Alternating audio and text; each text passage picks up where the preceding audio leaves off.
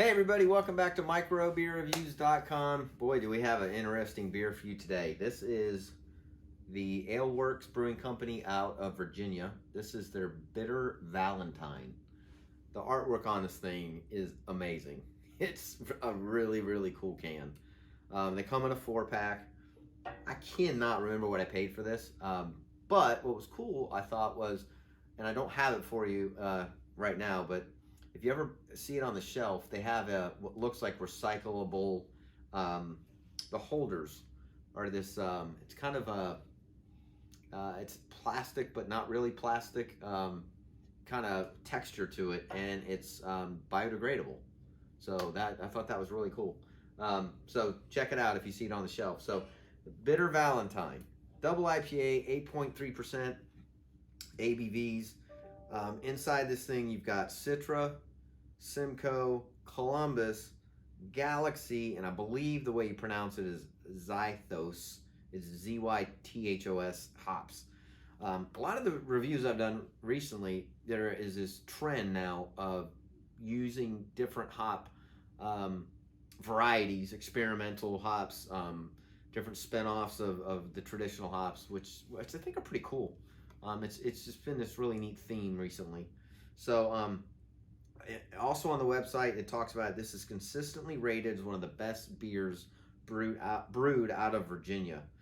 Expect notes of rich tropical, citrus, and fruit with a dank, resinous hop character. I remember when Enjoy By from Stone came out, and that word dank just was used excessively.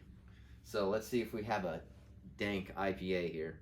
Sorry, I couldn't hear what you said. No, my watch is talking to me. All right, so kind of poured that a little fast. So the head is not characteristic of it. So again, cool kind of color. Is more of a yellowish with, I guess, an orange-ish tint. It's got a nice carbonation to it. Again, I poured that a little too fast. The head's got some nice different size bubbles in it. Not at all what I expected from the description. So, this is not, honestly, I don't smell anything citrusy at all. So I expected a real orangish, lemonish, grapefruitish, tangerine-ish, lemon, lime, anything. It's got a strong malt-ish, breadiness type of aroma to it. You can definitely smell more so the Columbus and the Galaxy hops. So this Zythos hops, it's a little bit more herbally, earthy, grassy is a term people like to use. It's not the best smelling beer, honestly. I'm really struggling with this one because it's I'm really, from the description and being rated as one of the consistently best rated beers in Virginia, I am struggling with that on the aroma. It's not overwhelming in any stretch of imagination. So enough of that. Cheers, let's get into class. Hopefully it tastes better than it smells.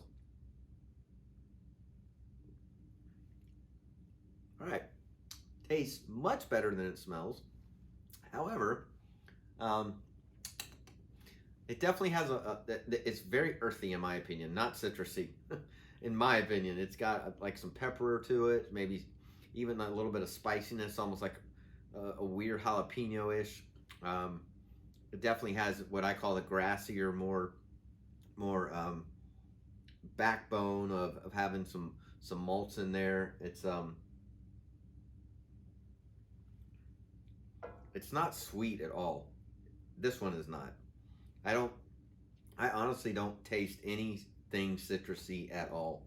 And then they said a tropical fruit followed by a dank. It does finish very thick, very viscous, very hoppy. I think the front end is more, like I said, the peppery side, the earthy side, the piney side. The back end is definitely more like straight Simcoe.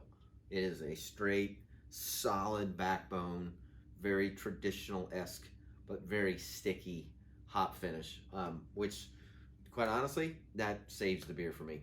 I rate my beers between 1 and 5. A 3 in the middle means it was just okay, but I would buy it again. Unfortunately, I would not buy this again. If I'm gonna spend whatever I spent on it, probably I'm guessing 16, 17, $18 for a 4-pack. I can get beers that have a much smoother profile. The hop blend is more complementary to each other. I think it's almost like this beer is fighting to be several different characters. Again, I'll say it for the third time, I don't taste anything citrusy in this beer. Maybe I got a bad batch, I don't know, but this is more of an earthy and grassy, but very hop forward and finishing beer. So that being said, I'd probably give this like a 2.5, just because I wouldn't buy it again. But for the price points of 4-packs these days, you can get beers that are 7 to 10, 12 days old that are just bangingly fresh and amazing to drink, and $20 for a 4-pack is completely appropriate. So again, let me know what you think. Leave comments down below if I got a bad batch or if I'm completely off base and you've had one that's bursting with citrus and tropical notes with a dank hop finish. I would love to hear about it, and maybe I'll try it again. So with that, I appreciate you watching. We upload all the time. If you haven't already, go ahead and subscribe to the channel, and as always, we will see you again real soon. Cheers.